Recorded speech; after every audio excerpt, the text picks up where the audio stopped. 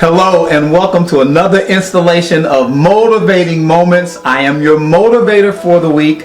I am Pastor Gary Bush, Senior Pastor of the Abundant Love Church. We come every week to encourage your work week in the Lord.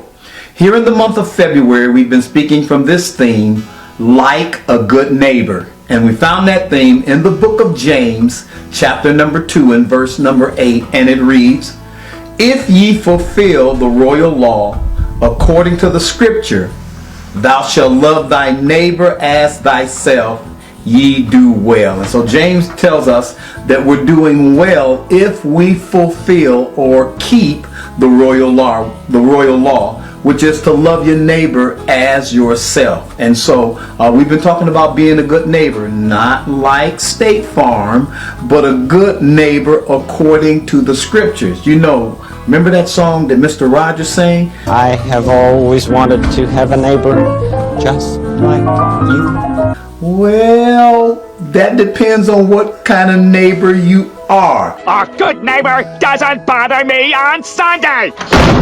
What kind of a friend are you that won't help a neighbor?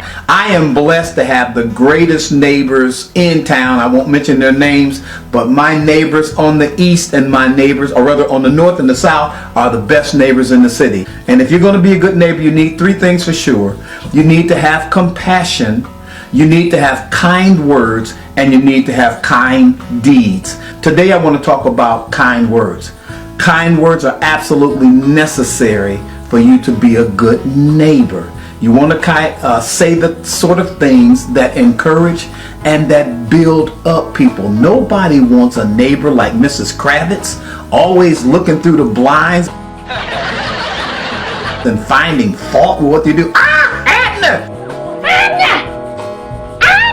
No, you don't want neighbors like that. You want a neighbor that's going to be positive, encouraging, helping you, you know, kind of like Wilson that met on Tool Time at the fence and gave good advice. There was a time when I thought my extensive research into ancient tribal cultures, obscure scientific data, the thoughts of great philosophers would never come in handy. Then you moved in. That's the kind of neighbor you want to be.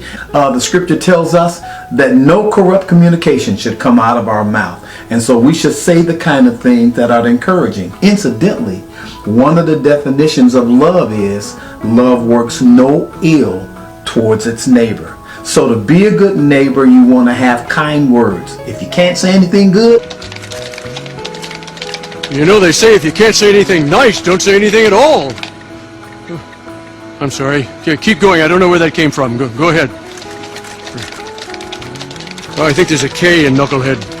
The old folks said don't say anything at all. But even when you say something, use temperance, use tact, and say it in love. And we will be great neighbors to the people we meet. As always, I am Pastor Gary Bush. Have a wonderful week, and I'll see you next week.